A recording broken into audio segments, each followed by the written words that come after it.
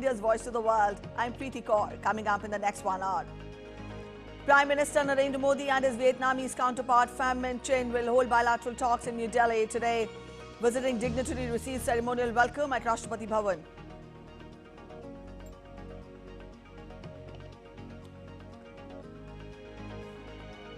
Haniyeh's assassination raises fears about wider escalation. UNSC nations express alarm. Indian nationals advised to avoid all non-essential travel to Lebanon.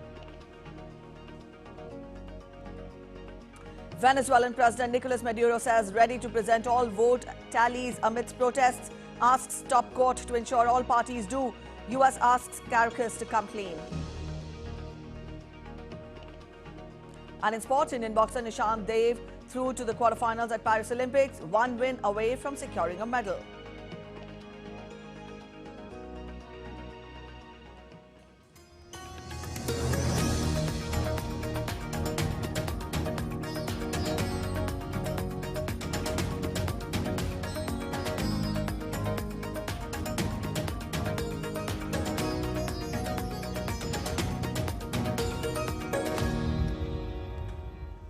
India's Prime Minister Narendra Modi welcomed his Vietnamese counterpart, Pham Minh Chinh, at the forecourts of Rashtrapati Bhavan on Thursday. On the second day of his three-day visit, Prime Minister Chinh received a ceremonial welcome. The leader later visited Rajghat and paid floral tributes to Father of the Nation, Mahatma Gandhi.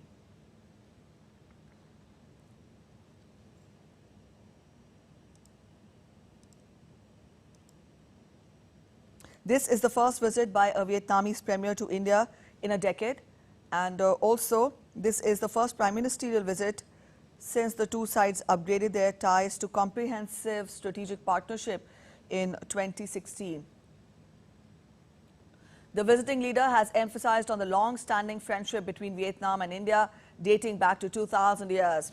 On Wednesday, addressing India-Vietnam Joint Forum, he called for stronger economic cooperation between Vietnam and India, setting an ambitious target of $20 billion in bilateral trade. Earlier on Wednesday, External Affairs Minister Dr. S. Jaishankar met Vietnamese Prime Minister Pham Minh Chinh and appreciated his guidance on India-Vietnam bilateral ties.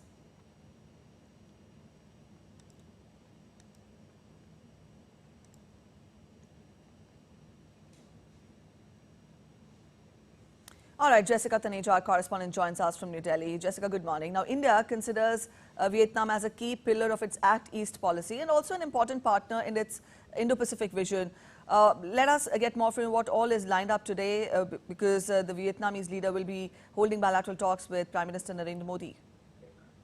That's correct. And, restricted level talks will soon begin here in New Delhi between the two leaders. And as you've seen the engagement in the recent past as well, as you pointed out, Vietnam is an important partner and an important nation when it comes to India's Act East policy. Remember the kind of trust the Prime Minister had given to the earlier called Look East policy, and Vietnam becoming one of the major partners to do bilateral trade with. And also the leaders, the business leaders, the community met with the Vietnamese Prime Minister yesterday, and there were various MOUs signed to that effect as well to strengthen and enhance this bilateral relationship, perhaps take it to 20 billion in the next few years, and making sure that the resilient supply chain, of course, that particular friend-shoring idea is also not lost on both the nations. All right, Jessica, also, we've told our viewers that this is the first visit by a Vietnamese leader in a decade. And also, when we talk of the issues and the things which will be taken up on the agenda, how has the relationship evolved over the years? And also, what is the scope of the relationship to be strengthened? What are the specific areas that will be the key focus areas today? Well, that's correct. Once the Vietnamese Prime Minister arrives here at Hyderabad House, we're expecting a list of announcements later in the day, but expect the announcement to be on the lines of artificial intelligence technology and, of course, looking at how other ways of strengthening relationship also in defense. Specific focus also on semiconductors, let's not forget, because that is one space where the two have been waiting to collaborate, and further cooperation can lead to more enhanced and more reliable supply chains, especially when it comes to the shortage of semiconductors that we've seen in the recent past. Also, apart from this, we can also expect announcements to the tune of enhancing the trade in pharmaceuticals. Even yesterday at the business leaders meeting, there was a lot of emphasis made on how India is at this moment Vietnam's very crucial partner when it comes to pharmaceutical imports. So of course, looking at how all of this can be factored in and what more than the two countries would do, perhaps also looking at starting a direct flight between Da Nang and Ahmedabad to increase connectivity and to enhance connectivity. That is also one positive step. But expect a lot more announcements coming in later in the day when it comes to how the two countries navigate their trade relationship and which all areas, apart from the ones that I did mention, will they choose to focus on today. All right, Jessica, we'll leave it here. Thank you for joining in with those details. So that was our correspondent Jessica Tanisha spelling out more on what is to be expected when the Vietnamese leader will hold bilateral talks with Prime Minister Narendra Modi in the national capital in some while from now. We'll keep you updated. Meanwhile, let's turn focus to other updates now. The 30th meeting of the Working Mechanism for Consultation and Coordination on India-China Border Affairs was held on Wednesday. Further on the discussions between the two foreign ministers in their recent meetings at Astana and Vientiane, the two sides reviewed the current situation along the line of actual control with a view to finding an early resolution to the outstanding issues. Restoration of peace and tranquility and respect for the LAC are an essential basis for restoration of normalcy in the bilateral relations. They agreed on the need to jointly uphold peace and tranquility on the ground in the border areas in accordance with relevant bilateral agreements, protocols and understandings reached between the two governments. The discussion at the meeting was in-depth, constructive and forward-looking. Both sides agreed to maintain the momentum through the established diplomatic and military channels. The death toll in the landslides that hit the Indian state of Kerala's Wayanad district has risen to over 170 as more bodies were retrieved from the debris. Days of ceaseless rains triggered a series of landslides on Tuesday, injuring scores of people and several others are still missing. With the Kerala government declaring a 2-day state mourning, State Chief Minister P. Vijayan urged people to come together to rebuild destroyed livelihoods similar to what they did after the 2018 floods in the state.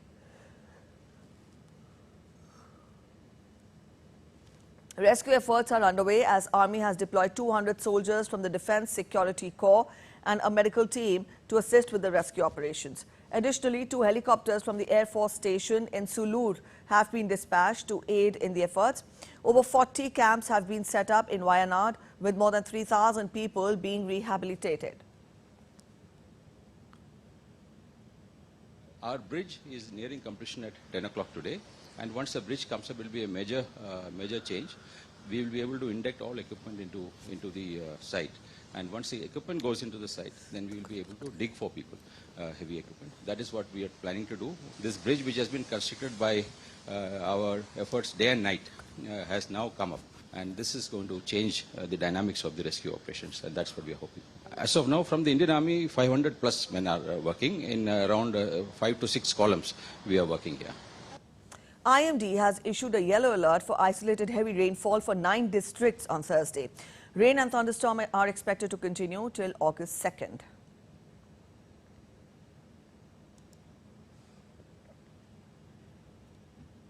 Russian President Vladimir Putin has conveyed his condolences to Indian President Draupadi Murmu and Prime Minister Narendra Modi over the casualties and landslides in Kerala. In a tweet, he said, and I quote him, "Please accept my sincerest condolences over the tragic consequences of landslides in the state of Kerala. Please convey my sympathy and support to the families of the deceased." Putin also wished swiftest recovery to those injured in the natural disaster.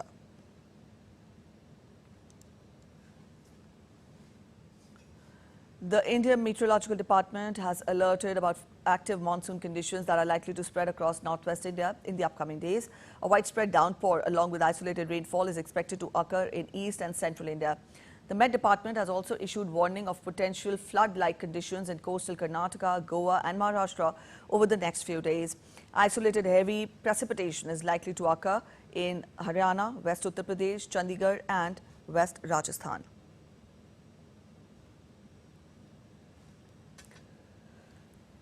After being battered with torrential rains last week in the state of Gujarat, this week the state is witnessing relatively less downpour. During this time, only light to moderate rain is likely to occur across all districts of the state. As per the weather department, the cyclonic circulation that was active and causing heavy rain has moved forward. Therefore, the possibility of heavy rains is low for the next 2 days. The Met Department has issued a red alert for national capital and surrounding regions, forecasting heavy to very heavy rainfall over the next 24 hours, lasting until August 5th. Delhi experienced significant waterlogging on Wednesday evening following an intense bout of rainfall, resulting in major traffic disruptions across various regions, and flights were diverted. All schools will remain closed on Thursday due to heavy rainfall.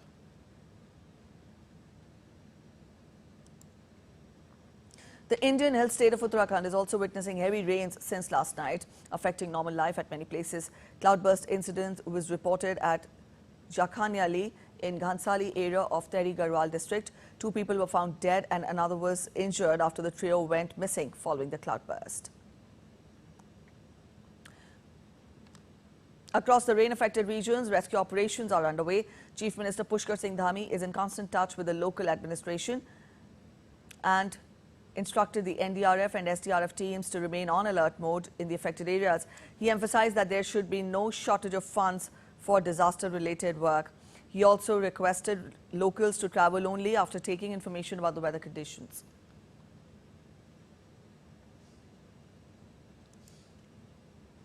Another Indian hill state of Himachal Pradesh witnessed incidents of cloudburst in Mandi and Rampur districts.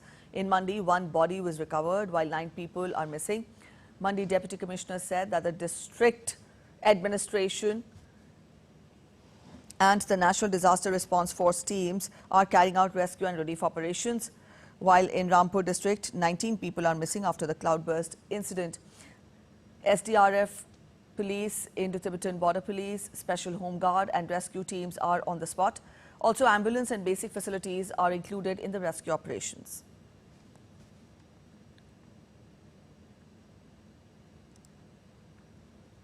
The vigilant Indian Border Security Force foiled an infiltration bid in the wee hours today.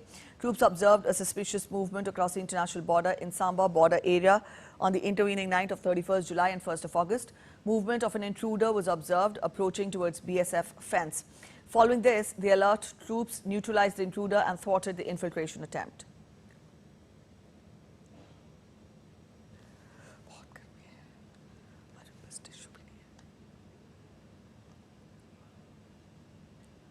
The Indian Air Force will be hosting its first multinational air exercise, Tarang Shakti, in August and September this year in 2 stages at Sulur in Tamil Nadu and Jodhpur in Rajasthan. The first phase will be held in south at Sulur. It will see participation from Air Force of Germany, France, Spain and the United Kingdom. The second phase will occur in Jodhpur in September. The Indian Air Force will deploy Rafale, Tejas, light combat aircraft, Sukhoi 30 MKI, Mirage 2000 and Jaguar fighters, along with helicopters such as Prachand Light. The German, Spanish and UK air forces will join with their Eurofighter Typhoon aircraft, while Australia, the UAE and the US will bring in F-18 fighters. France's Air Force will participate with Rafale fighter aircraft.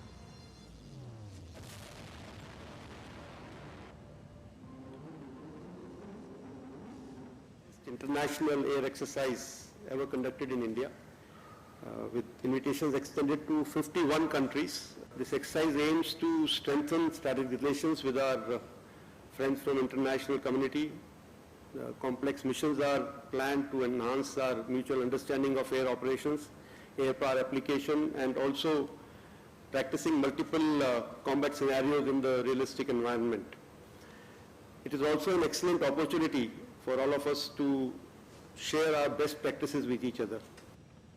You're watching DD India News. We're heading for a short break, but after the break, U.S. Secretary of State Antony Blinken denies U.S. involvement in the assassination of Hamas leader Ismail Haniyeh. Donald Trump questions ethnicity of Kamala Harris. White House denounces his comments as repulsive and insulting. Amid fears of a potential breakdown of law and order, security deployed in the capital Abuja as Nigerians protest against economic challenges.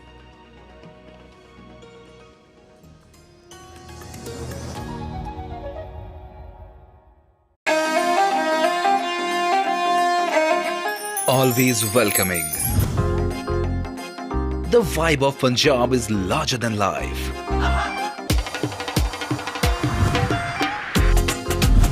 Warm up to grandeur that's beyond compare.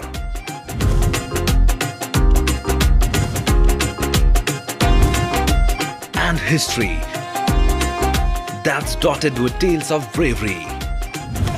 Smiling soul of India, where music, art, cuisine and culture comes together to create an unforgettable impression.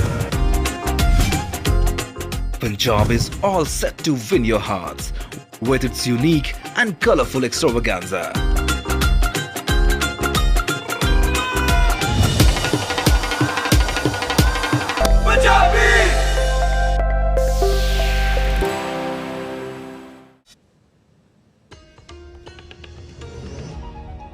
Welcome back. After the break, you're watching DD India News Hour. U.S. Secretary of State Antony Blinken said that U.S. was not involved in the assassination of Hamas leader Ismail Haniyeh and reiterated the importance of a ceasefire in Gaza. In an interview, Blinken said that he did not want to speculate as to what effect Haniyeh's killing in the Iranian capital would have. Haniyeh's killing in Tehran has been condemned by leaders across the region and raised concerns about further escalation. Hamas has blamed Israel for the attack on its political leader, Haniyeh. This is something we were not aware of or involved in. It's very hard to speculate, and I've learned over many years never to speculate on the impact one event may have on something else. So I can't tell you what this means. I can tell you that the imperative of getting a ceasefire, the importance that that has for everyone remains. And we will continue to labor at that for as long as it takes to get there.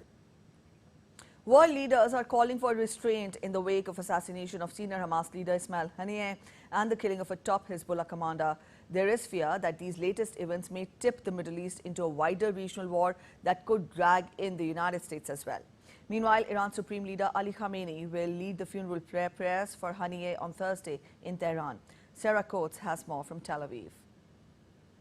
A very dangerous time in the Middle East amid fear that these two assassinations of Ismail Haniyeh, the head of Hamas's Politburo, and also of the second in charge of Hezbollah, could potentially tip the region into a wider war. Now, we've heard from the Israeli Prime Minister Benjamin Netanyahu on the back of a very long Security Cabinet meeting right here in Tel Aviv, where he's come out to address the Israeli public. He said that Israel will exert a cost from anybody who attacks it from any arena, saying that Israel is ready for every scenario, warning that there are challenging days ahead. Citizens of Israel, challenging days lie ahead. Since this strike in Beirut, there are threats sounding from all directions. We are prepared for any scenario, and we will stand united and determined against any threat. Israel will exact a very heavy price for any aggression against us from any area. Now, we do need to remember as well what we've been hearing from the Iranians. The representative to the United Nations, he came out saying the response will in fact be a tougher special operation aimed at instilling deep regret in the perpetrator. While Iran's Supreme Leader Ayatollah Ali Khamenei, he said that Israel has brought the severest punishment on itself. Now, really, diplomatic efforts right across the region are intensifying. The UN chief, Antonio Guterres, he says that this is a dangerous escalation, while the United Nations is calling for maximum restraint.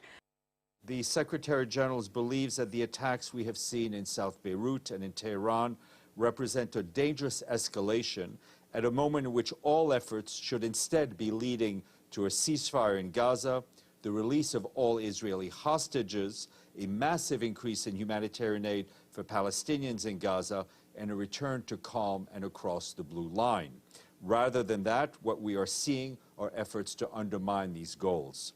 The Secretary General has consistently called for maximum restraint by all. And there is, of course, a lot of fear that these two assassinations could really derail these ceasefire negotiations, hostage negotiations that have been ongoing now for months, really yielding no fruit, with a lot of fear that potentially, if indeed these negotiations are derailed, that the war in Gaza could go on for a very long time. But there is a lot of fear, of course, here on the ground in Israel among the family members of these 111 Israeli captives, that if there isn't a deal soon, that they may never see their loved ones. So it really is a region on edge this evening. And what we've been hearing from the IDF, the Israeli military's Home Front Command, is that right now there is no change in directive to the Israeli public, but it says it will update people if this does indeed change. Sarah Coates reporting from Tel Aviv for DD India. In view of the recent escalation in the region, Indian nationals are advised to avoid all non-essential travel to Lebanon. The Indian embassy in Beirut, in an advisory, said Indians are advised to exercise caution, restrict their movement and remain in contact with the Embassy of India in Beirut through their email ID. Now the ID is up on your screens, cons.beirut@mea.gov.in, and the emergency phone number is 9617 6860 128.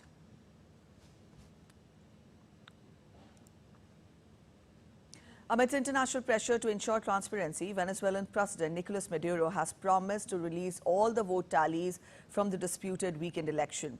In the remarks broadcast on state television on Wednesday, Maduro pledged that his Socialist Party is ready to release all of its vote tallies.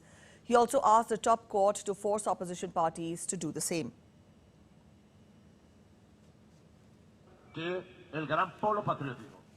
Great Patriotic Poll and United Socialist Party of Venezuela are ready to present 100% of the electoral tallies in our hands, and I hope the electoral chamber asks the same from every other candidate and party.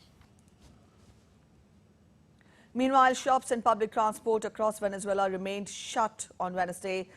In the capital Caracas, some stores were open, though there were queues and there was increased military presence around the presidential palace.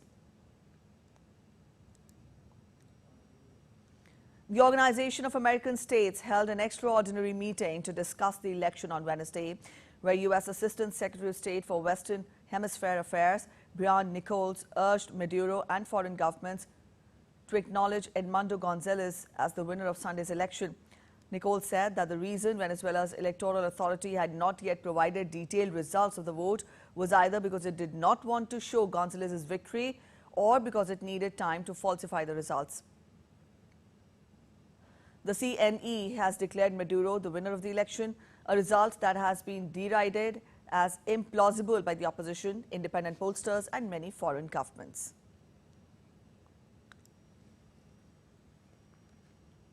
Another day of staggering headlines in the U.S. election news cycle, with former President Donald Trump falsely claiming his rival Kamala Harris, quote, turned black. Harris is the first African-American and first Indian-American to serve as the vice president. The White House has denounced his comments as repulsive and insulting. Benji Haya gets us more. Yeah, remarkable, but perhaps unsurprising from a man who has a history of making disparaging remarks towards ethnic minorities and women. Someone who's played host to white supremacists, someone who's spread conspiracies about his predecessor Barack Obama's nationality, who's demanded certain lawmakers go back to countries they came from.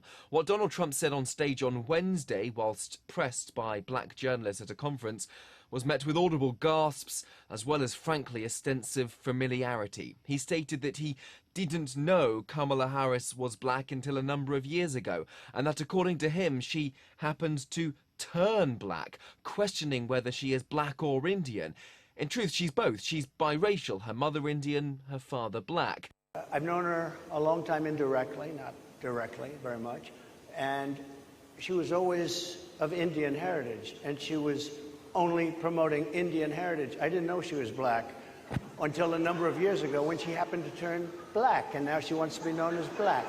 So I don't know, is she Indian or is she black? Her campaign said Trump's appearance at the event was, quote, an absolute disaster. Amongst a tirade of hostile attacks and jibes, Trump made several other unfounded based allegations, including that illegal migrants were stealing what he calls black jobs. No explanation, though, of what a black job actually is. He doubled down on pardoning convicted criminals, himself now a felon, of course. And the 78-year-old, interestingly, admitted that he would absolutely step down if he felt his health was declining. He is the oldest ever presidential nominee. Meanwhile, Kamala Harris is set to name her running mate in coming days, having announced her intention to run for office after President Joe Biden revealed he's no longer seeking a second term. Benji Haya in Washington, reporting for DD India. And responding to Trump's comments, U.S. Vice President Kamala Harris hit back at former president that he had put on the same old show of divisiveness and disrespect. And we are not going back. We are not going back. We all here remember what those 4 years were like. And today, we were given yet another reminder. This afternoon,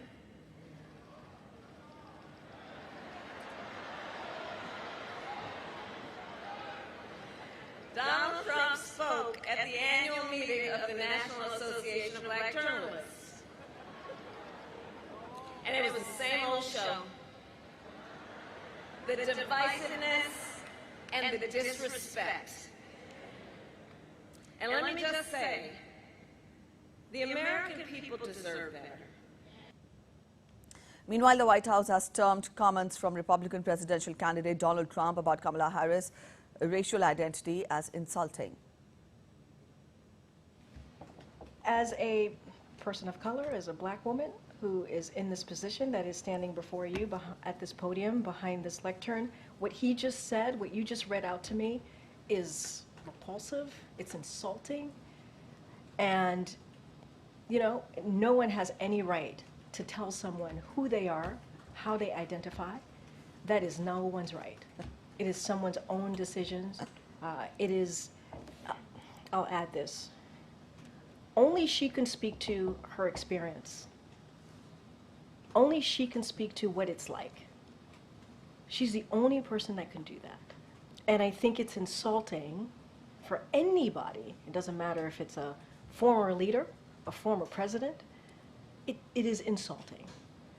Nigerians are taking to the streets on the 1st of August in the protest against high cost of food, transportation and other economic challenges, as well as what they say is bad governance. There are concerns that the protests could turn violent amid calls for them to be cancelled. DD India correspondent Ajay Mangut reports that security has been deployed in the capital Abuja to forestall a potential breakdown of law and order. Ending bad governance and economic hardship and introducing reforms that will alleviate the sufferings of Nigerians are some of the demands of the protesters.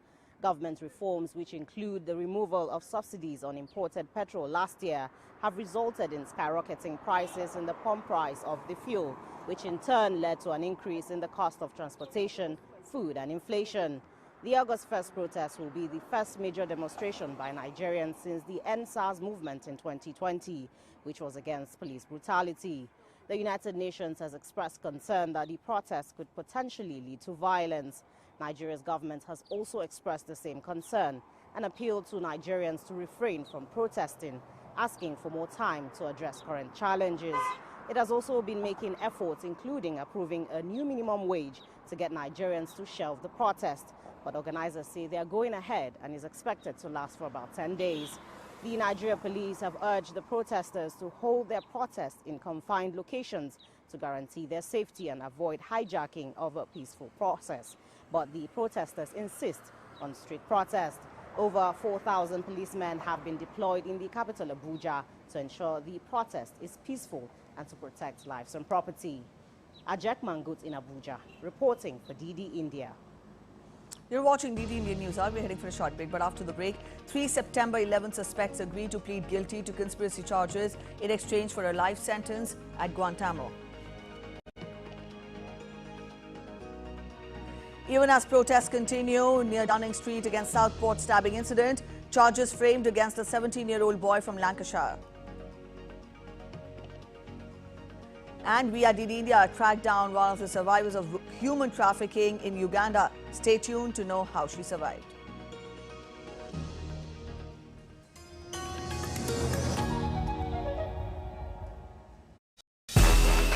This summer, the world turns its eyes to Paris. And DD India brings you every heartbeat, every victory, and every story.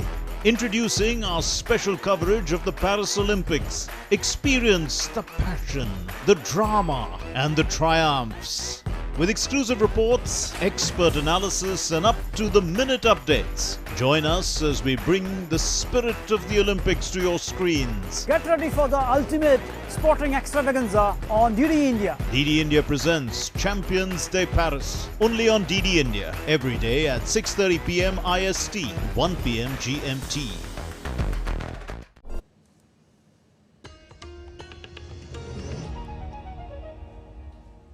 Welcome back after the break. You're watching DD India News Hour. A quick relook at the top stories once again.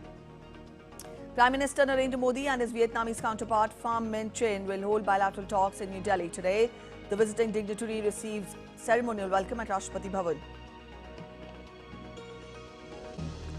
Haniyeh's assassination raises fears about wider escalation. UNSC nations express alarm. Indian nationals advised to avoid all non-essential travel to Lebanon. Venezuelan President Nicolas Maduro says ready to present all vote tallies amid protests. Asks top court to ensure all parties do. US asks characters to come clean. And in sports, Indian boxer Nishant Dev through to the quarterfinals at Paris Olympics, one win away from securing a medal.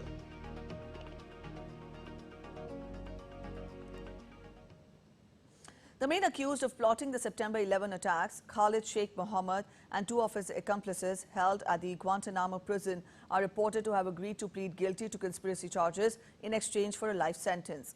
The deal for the guilty pleas by Mohammed, Walid bin Atash and Mustafa al-Hawazawi rather than a death penalty trial has been approved by a senior Pentagon official.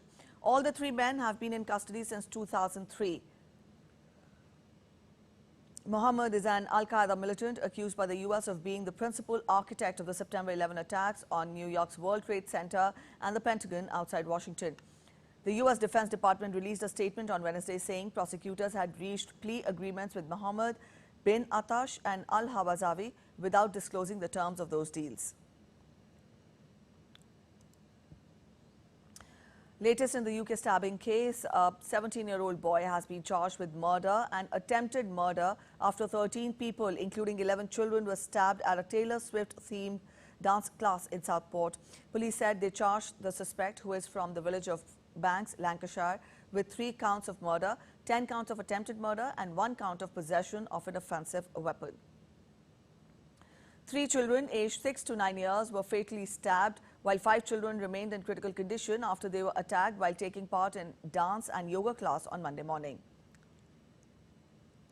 Police arrested protesters near Downing Street on Wednesday as Britain faced second night of demonstrations following the deaths of 3 young girls. Thousands gathered near the Prime Minister's residence demanding stringent punishment to the culprit and safety of children. Ukrainian President Volodymyr Zelensky praised his country's air defense for intercepting incoming Russian drones in one of the largest attacks in recent months. While Russia claims to target military and energy facilities, strikes on residential areas are common, and Kyiv accuses Moscow of targeting the civilians. Zelensky emphasized on the need for sufficient supplies to maintain air defense and called for more Western air defense systems. Despite intercepting one missile, Zelensky warned of the need for better defense against Russian missiles and aircraft. It is very important to build up Ukraine's ability to defend the sky. We are doing everything possible for that. If we can reach such a substantial result in defending the sky, then it is obviously proves that we can be stronger in defending the sky from missiles and in defending it from the Russian military aviation. We need reliable air defense systems. We need sufficient range of our weapons. Poland is beginning a new military operation on Thursday, focused on securing its eastern border amid a rise in violent incidents. 17,000 soldiers will be deployed in the operation named Safe Podlezi, alongside another operation called Eastern Dawn, which will focus on protecting Polish airspace amid heightened risks due to Russia's invasion of Ukraine. Megumi Lim gets us more from Kyiv. Poland has been tackling a growing number of illegal border crossings by migrants coming from Belarus, which Polish officials say have led to more violent incidents in recent months. In May, a soldier was stabbed in the chest by a migrant at the country's border, and he died from his injuries in June. According to the Polish Defense Ministry, May was a particularly difficult month, with other aggressive instances that sometimes involved gunfire.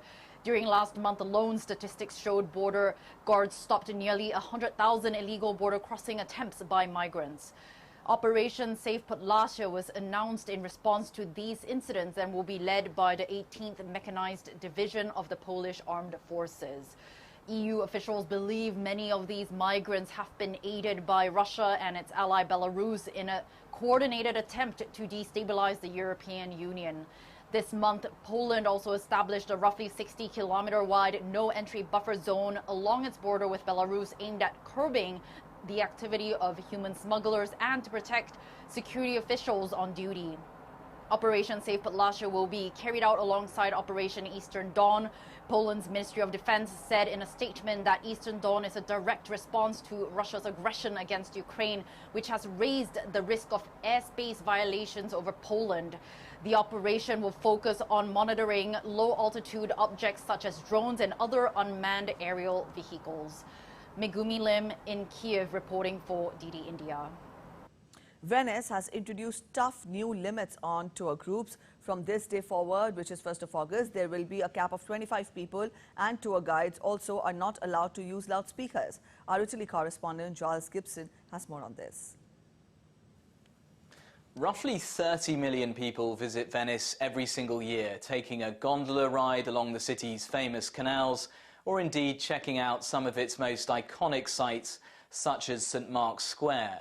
But now the local authorities are cracking down on large tourist groups, which they say can block small alleys or streets or bridges within the city centre. So this 25-person cap applies to the city centre itself, as well as some of the most popular islands around Venice, including Murano, where the city's famous glass blowers are based. There are some exemptions to these rules, so children under the age of 2 don't actually count towards that 25-person cap, and also students on educational trips are not covered by these new rules. This is the latest move that we've seen from the local government in Venice to try to reduce the impact of tourism on their historic city. So in the last few years, we've seen them banning very large cruise ships from actually docking inside the city itself. That was over fears that those huge ships were actually causing damage to the city's lagoon. We've also, in the last few months, seen the local authorities introducing a small charge for day trippers coming into the city, although that policy was just a trial, and they're now trying to work out if they're going to make it a permanent measure. Now, Venice is really on the extreme end of this argument, because on certain days of the year you can actually have the numbers of tourists actually exceeding the numbers of local residents inside the city.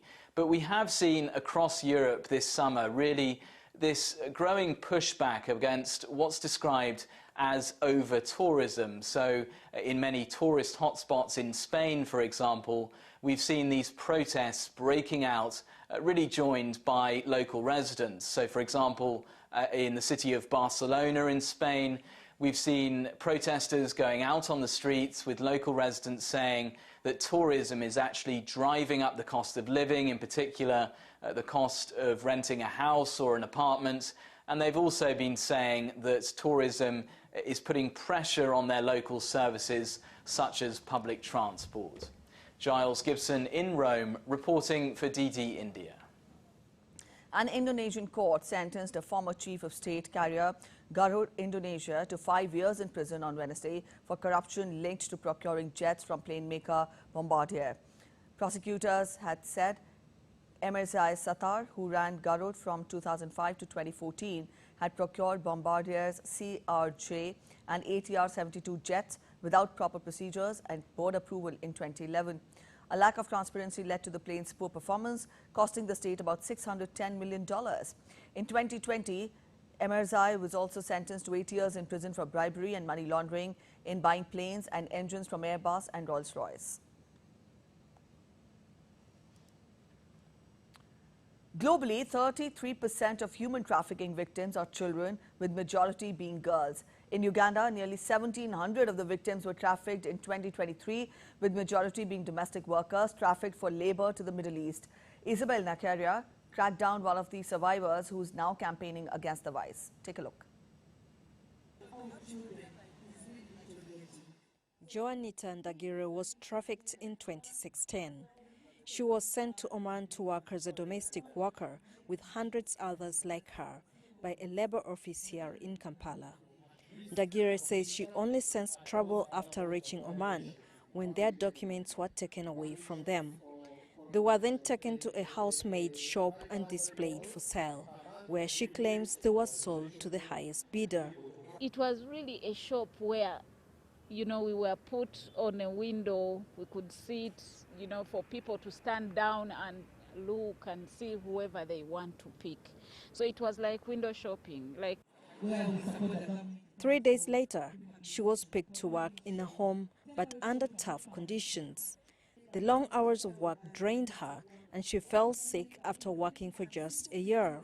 Ndagire says the family she worked for was lenient and let her go, and that she was lucky to come back to Uganda. For a long time, I was treated. At first, they said it's cancer. Another time, they said it's the heart. Another time, it was the brain. Another time, it was a lot. I went through a lot of trauma. Ndagire had to undergo therapy to overcome the trauma. Through Agnes Igoe's mentorship program, girls like Ndagire are being given support to build self-esteem and to help stop others from being trafficked. If you're faced with a situation like trafficking, what do you do as a child? Or if you're a parent, how do you better take care of your children? Even simple things for children, you know, don't enter a car of somebody you do not know. A recent report by the Uganda police shows both adults and children are exploited for domestic work. More than 220 recruitment agencies have been licensed by the government to help carry out externalization of labor and help track all those taken out of the country. But many illegal agencies exist and are said to be responsible for the trafficking of hundreds of people to Middle East countries. The government says it's working with private organizations to crack down on illegal labor agencies. Ndagire says she returned to Uganda broken, but will continue advocating against trafficking to save many who have died in the hands of traffickers. Isabel Nakaria in Kampala, reporting for DD India. Brazilian President Luiz Inácio Lula da Silva took aerial survey of Pantanal wetlands on Wednesday. He also signed a law aimed at managing fire control in an informed and measured manner to avoid further spreading and the potential ignition of new forest fires. The world's largest tropical wetland, Pantanal, is suffering severely from forest fires. The surge of the fires has raised alarm for Pantanal, which extends into Bolivia and Paraguay and is home to a rich area of wildlife.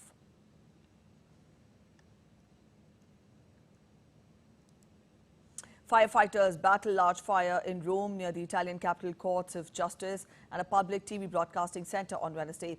The fire forced evacuations of several buildings and offices. As summer progresses, wildfires are becoming more frequent across the Mediterranean region, including in Spain, Greece and the Balkans. The authorities have warned of high risk of fire in Rome due to extreme temperatures, which were higher than 35 degrees Celsius.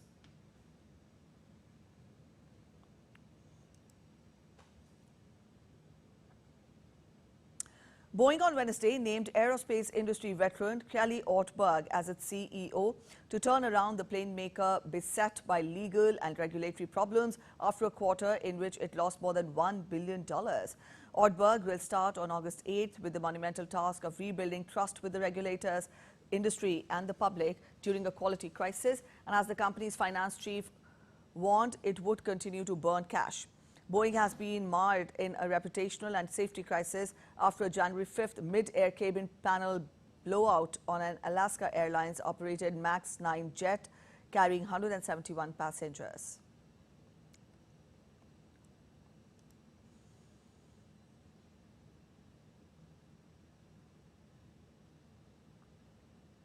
Time now for a short break on DD India News Hour. But after the break, we'll give you an update of India's performance at Paris Olympics. In hockey, skipper Harmanpreet Singh's side faces stern test as they take on table toppers Belgium in their penultimate Pool B match. Former Indian cricketer Anshuman Gaikwad passes away at the age of 71 after prolonged illness.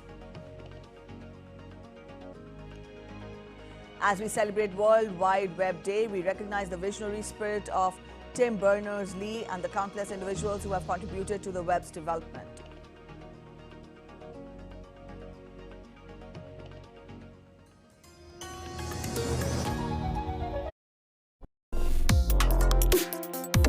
Complex issues, hidden agendas, twists and turns, strategic games. We think all dots are linked. We just need to connect them. Join me every week as I connect the dots to unravel hidden designs in statecraft, mysteries, and decode issues that matter to you. Watch Connecting the Dots with me at these times on DD India.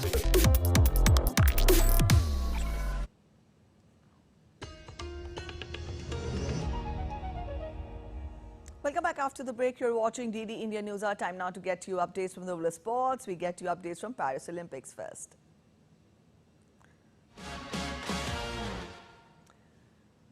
On day 6 of Paris Olympics, Team India is all set to feature in several disciplines such as boxing, sailing, archery, shooting, badminton and hockey. 3 medal events in athletics are also slated to take place. DD India's correspondent Nishant Dev has sent us this report from Paris.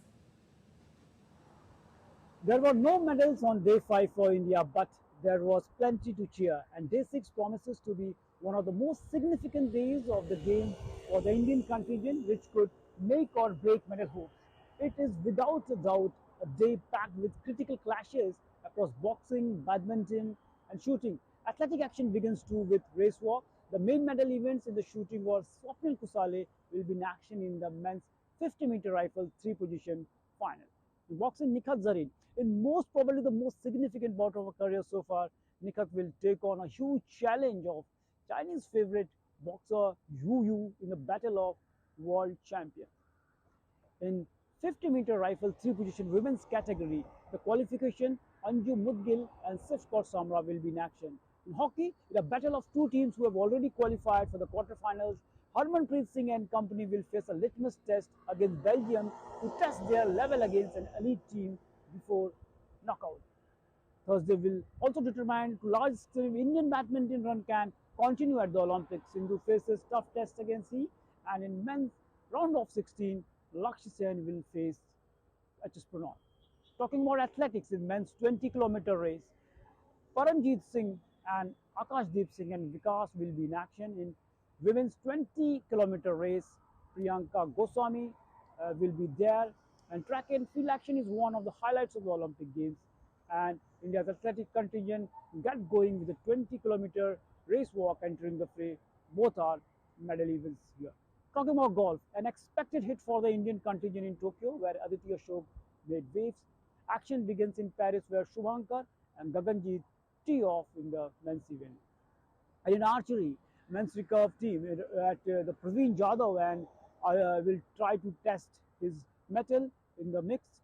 If you talk about Dheeraj and Tarundeep Rai, already knocked out, and Praveen is the last man standing for the men's category.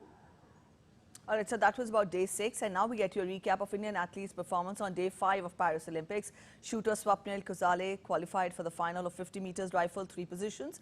Badminton heavyweights PV Sindhu and Lakshya Sen stormed into the pre-quarterfinals. Deepika Kumari and Lovelina Borgohain also advanced, while Aishwarya Tomar made an exit, and paddlers Manika Batra, Srija Akula lost in the pre-quarters. DD India's correspondent Nishant Dev gets us more from Paris. Yesterday was a day with mixed bag for India, but we can say that there are many positives from it.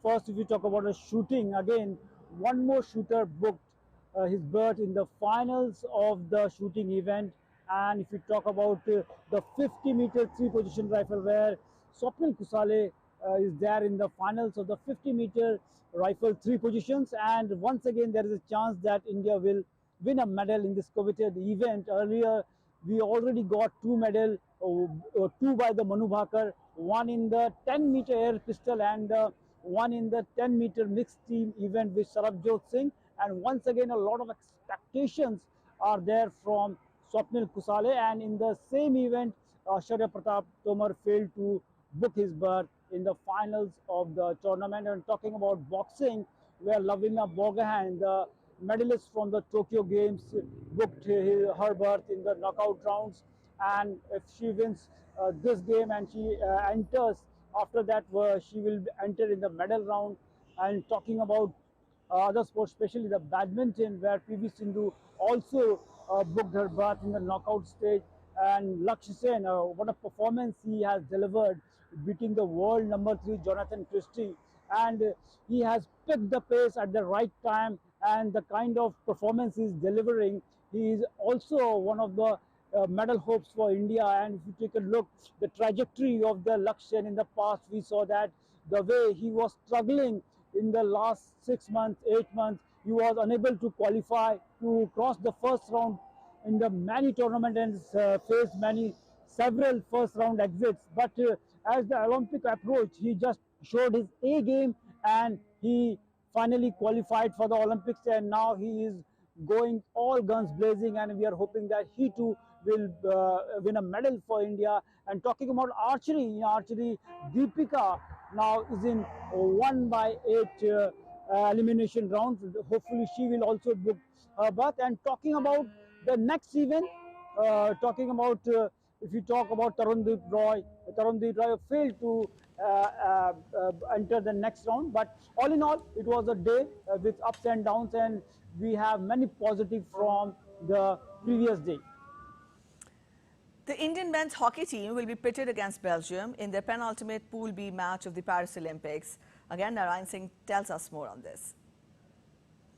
Talking about the Indian hockey team, so far they are unbeaten in the coveted Olympic tournament, and the way they started their journey, they defeated New Zealand. In the next match against Argentina, it was a draw, but again against the Ireland, they won the match, and now they are in the quarterfinals of the Olympic hockey tournament. And today they will face a mighty Belgium team, and it will be the real test of the Indian hockey team, considering the fact that Belgium is the most dominant team of this tournament. Not only this tournament, but if you talk about their dominance, it started in 2018, and till 2020 they dominated the world hockey, and they won every trophy, every medal in that span of time.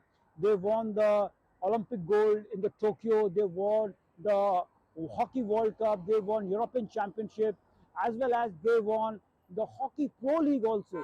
So we can say that it is a match against the most dominant team in the world, that is Belgium. And if India could bring a game A or a fantastic plan against the Belgians, definitely it will be very helpful for them ahead in the tournament. And because it is also important that finishing the top 2 or the top 1 will be a very, we can say that important for the Indian, considering the fact that the top teams will play the teams who are ranked lower in the different group, and in that case India will get an easy opponents in the quarterfinal.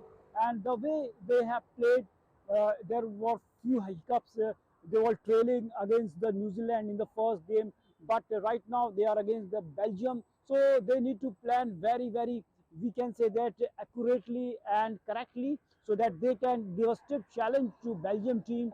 And talking about the Harmanpreet Singh, he did captaincy, he came to the rescue at every point of time for Indian team when India was trailing against the New Zealand. Towards the end of the game, he scored crucial goal, and against the match against Ireland too, he scored 2 crucial goals. So a lot will depend on Harmanpreet Singh, but the most important thing that will come to play here is that keep your defense tight, and definitely they can also go for the philosophy, park the bus, don't allow the strong Belgium to score any goal here. This will be the key to the success of the Indian team in this crucial match, and hoping that the way our hockey team is playing, they will bring back the glory days. We know that India, the history, the legacy of the Indian hockey team in hockey, they had won 8 gold medals in the Olympic hockey tournament, and we are hoping that they will continue this thing and again will become one of the glorious nations in the world of hockey. All right, let's turn focus to other updates from the world of sports now. Former Indian cricketer Anshuman Gaikwad has passed away at the age of 71 after prolonged illness. Gaikwad represented India in 40 test matches and 15 ODIs during his career from 1975 to 1987. He scored 2,254 runs for India. After his retirement from cricket, Gaikwad entered into coaching. He became the coach of the Indian team twice, first in 1997 and then in 2000. The Prime Minister has also expressed his condolences on the demise of Anshuman Gaikwad. Shri Anshuman Gaikwad ji will be remembered for his contribution to cricket. The Prime Minister said he was a gifted player and an outstanding coach. Pained by his demise, condolences to his families and admirers. Om Shanti. 1st of August marks the anniversary of the World Wide Web, a revolutionary invention that has transformed the way we live, work and communicate. Conceived by British computer scientist Tim Berners-Lee in 1989 while working at CERN, the European Organization for Nuclear Research, the web has evolved from a simple information sharing tool to a global platform connecting billions of people.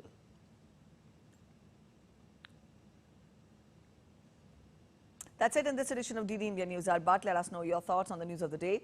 For those of you on the go, you can get all the latest news and updates from India and across the world on the DD India mobile app. This app is available on both Android and iOS platforms, and you can scan the respective QR codes on your screens to download. We'll be back with more news as it breaks here on DD India. I'm Preeti Kaur signing off, and from all of us here in Delhi, thanks for watching DD India News Hour.